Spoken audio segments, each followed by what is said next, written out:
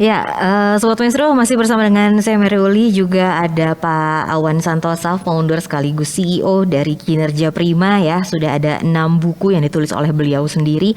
Dan kita juga masih di Gradua Radio Maestro. Kita lanjutkan perbincangan kita. Kalau tadi di sesi sebelumnya kita tuh sudah membahas masih sedikit sih sebenarnya ya tentang kinerja karyawan. Jadi untuk Anda yang mungkin ingin berkonsultasi, saya akan kasih tahu dulu nih untuk nomor yang bisa Anda hubungi di 0851 0522 6999. Sekali lagi di 0851 0522 6999. Kalau tadi satu topik tentang kinerja, di sesi ini kita akan membahas tentang bisnis. Tapi sebelumnya ini ada testimoni dulu ya. Ini ada 6 buku. Mungkin salah satu bisa diceritakan ada testimoni apa nih Pak Awan? Ya, ini buku yang terakhir terbaru ya, yang terbaru.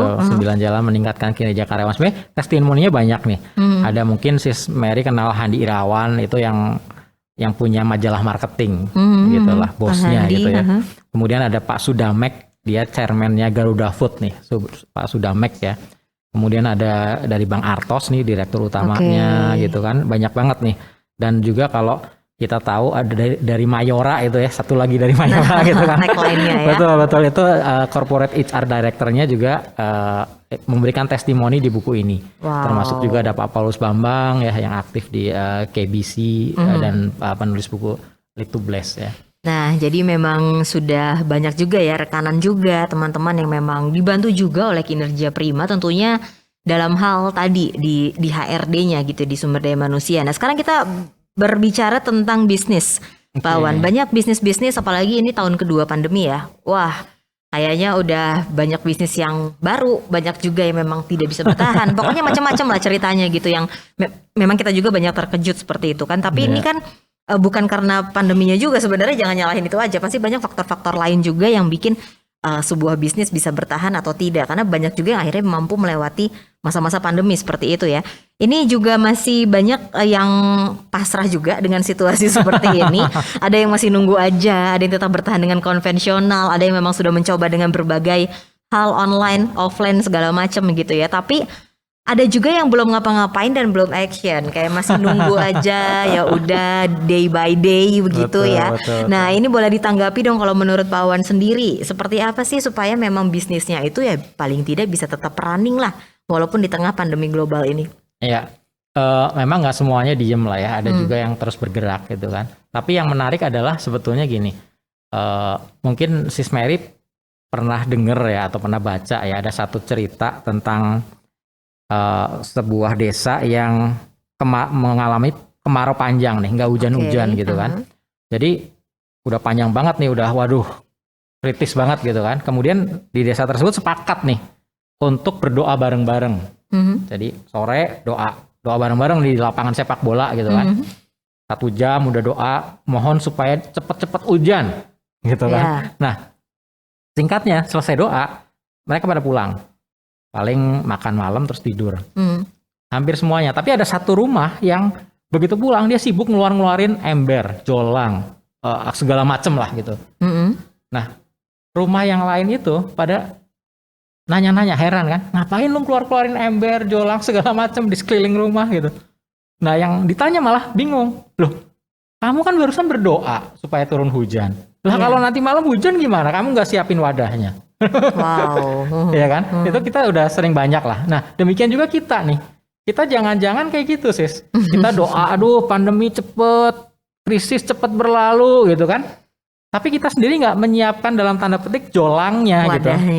Gimana kalau misalnya nanti malam nih diumumin gitu kan sama Pak Presiden, besok udah nggak ada COVID-COVIDan ya, kita udah bebas, COVID-nya udah check out gitu kan. Tapi belum ready ya kitanya ya untuk siap start. apa gitu kan.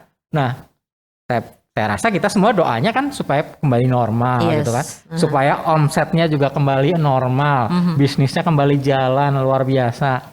Tapi kita udah siapin pondasinya kembali belum nih?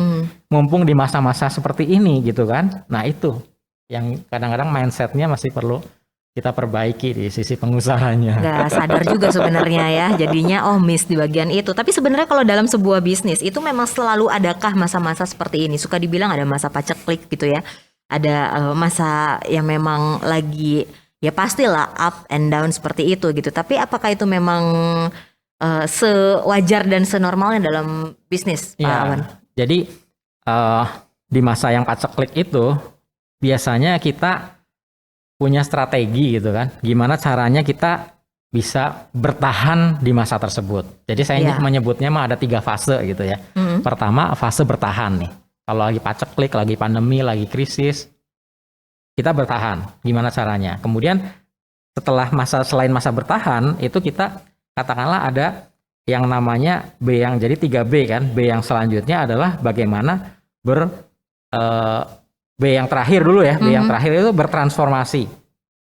Nah, jadi dari mulai bertahan, kemudian yang terakhir bertransformasi. Bisnis kita harus transformasinya seperti apa. Nah, yang tengahnya ini bagaimana kita bisa mengelola bisnis kita supaya kita bisa naik nih, gitu kan? Nah, lebih luas lagi gitu. Lebih luas lagi. Jadi boleh dibilang masa-masa seperti itulah yang kita perlu strateginya pasti beda-beda kan. Dari B yang pertama itu masa bertahan, kemudian B yang kedua masa berekspansi, kemudian B yang ketiga masa bertransformasi. Ini perlu strategi yang berbeda tentunya. Nah, jadi ada 3B yang sebenarnya itu sudah kayak tahapan-tahapan ya. Itu jadi kayak level-levelnya nih. Gimana bertahan dulu dong bisnisnya supaya nanti akhirnya bisa bertransformasi. Mungkin ini jadi menarik, bisa dibahas satu persatu begitu ya secara generalnya dalam kaitannya dengan bisnis. Dari mulai yang bertahan dulu berarti Pak Awan. Ya, bertahan ini ya misalnya nih ya contoh di masa yang sekarang ya. Bertahan ini sebetulnya kita lihat waktu awal-awal pandemi ya, kita tentunya masih ingat pas lagi pandemi, rasa-rasanya, ini mohon maaf ya nyebutin merek ya, rasa-rasanya ini Pizza Hut yang pertama kali jualan di pinggir jalan gitu ya, sebagai perusahaan yang skalanya internasional ya, dia langsung ambil, ini restoran saya tutup nih, gitu kan, hanya buat take away gitu kan, tapi pasti kurang, udah aja siapin parkir mobil, parkir motor, terus paket celemek seperti itu ya, Pizza Hut, dia jualan yang 100.000 3 gitu kan, nah dia langsung bertahan dengan cara seperti itu.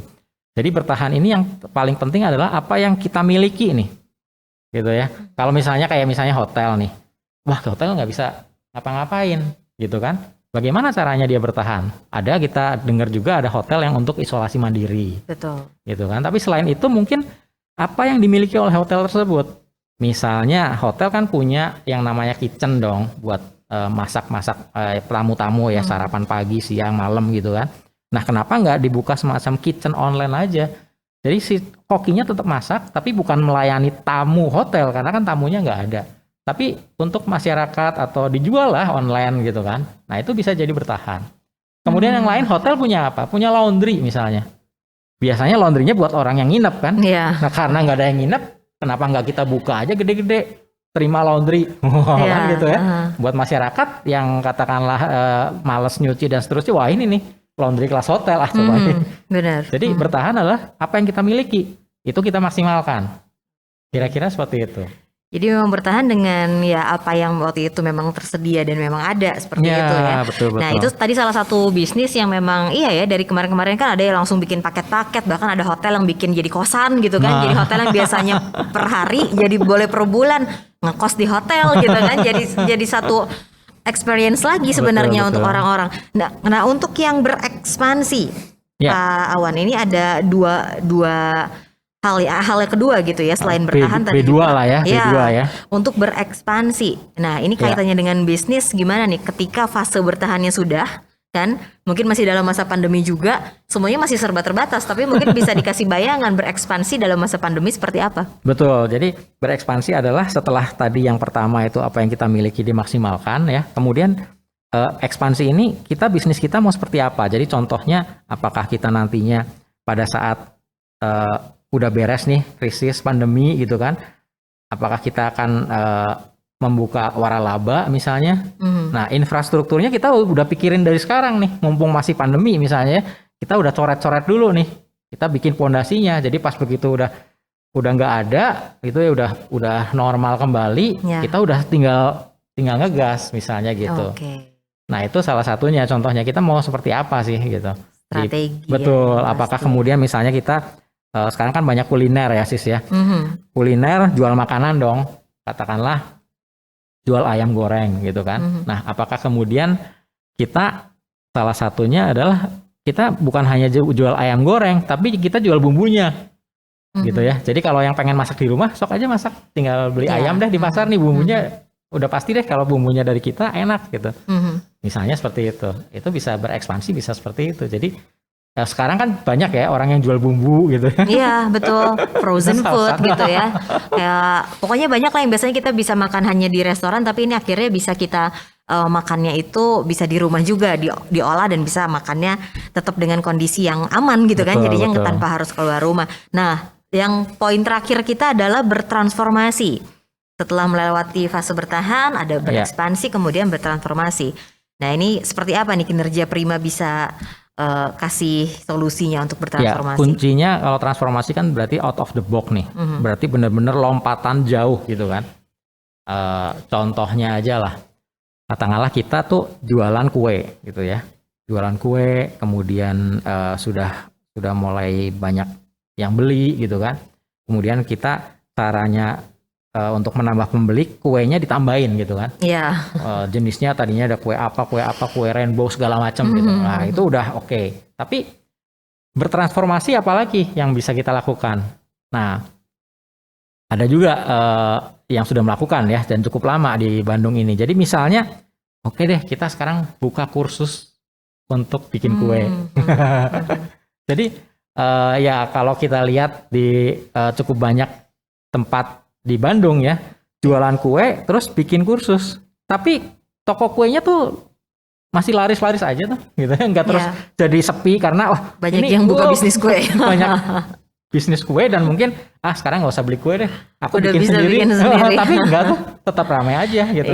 Jadi artinya kan oke-oke aja dan bahkan karena kita boleh dibilang buka kursus kue, kita bisa jual ya kayak tepungnya gitu lah ya, pokoknya segala macam bumbu-bumbunya, atau bisa juga jual nampannya, kemudian kompornya dan seterusnya lah gitu kan, bisa jual juga tuh malah. Jadi bisa meningkatkan betul. Nah transformasi bisa seperti itu.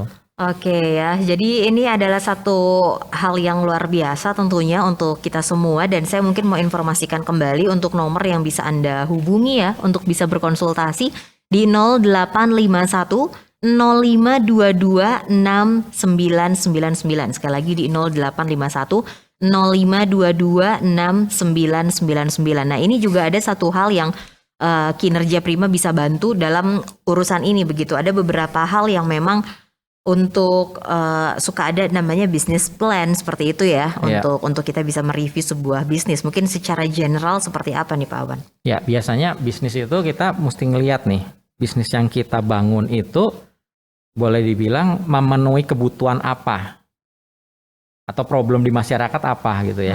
Ya contoh gampangnya yang sering kita lihat ya, misalnya Mas Menteri itu Mas Nadiem, dia ngelihat tukang ojek misalnya kan, wah ini pada nongkrong nih, tapi padahal pengen punya duit. Di satu sisi ada katakanlah pelanggan yang lagi butuh, tapi dia juga bingung mau kemana. Nah akhirnya karena ada kebutuhan dari dua ini, dia bisa satuin nih. Jadi intinya bisnis kita itu solve problem apa sih? Semakin besar bisa solve problem, bisnisnya bisa semakin gede. Gitu kan. Kalau semakin kecil ya kecil juga gitu. Kira-kira seperti itu. Oke, Pak Awan, ini terima kasih banyak ya untuk dua sesi. Kita sudah banyak belajar tentang kinerja karyawan yang itu ternyata berpengaruh loh untuk bisa meningkatkan perusahaan, dan yang pastinya juga tadi tentang bisnis, bagaimana kita memang harus bertahan, berekspansi, bertransformasi, dan itu menjadi satu paket ya, satu paket utuh yang memang harus tiga-tiganya ada untuk kemajuan perusahaan. Dan di akhir perbincangan kita Pak Awan, karena kita dibatasi oleh durasi, mungkin sebagai closing statement dari Anda untuk Sobat Maestro semua, silakan. Ya, jadi kalau kita masih bingung nih gimana cara meningkatkan kinerja perusahaan, gimana cara meningkatkan kinerja karyawan, mengelola mereka sehingga perusahaan kita bisa melejit gitu kan. Nah, nggak ada salahnya coba kontak-kontak ke kami. Siapa tahu kita bisa membantu. Tapi kalau kita nggak bisa membantu juga kita akan angkat tangan. Gitu. Tapi siapa tahu kita bisa membantu. Didiskusikan dulu aja gitu ya, tantangan-tantangan apa, kendala-kendala apa seperti itu ya. Oke, dan untuk Anda semuanya, ini juga ada buku-buku yang bisa Anda pelajari yang pastinya bisa memperlengkapi Anda juga perusahaan dan pastinya bisnis Anda ya. Jadi silahkan untuk bisa call ataupun WhatsApp di 0851 0522 6999.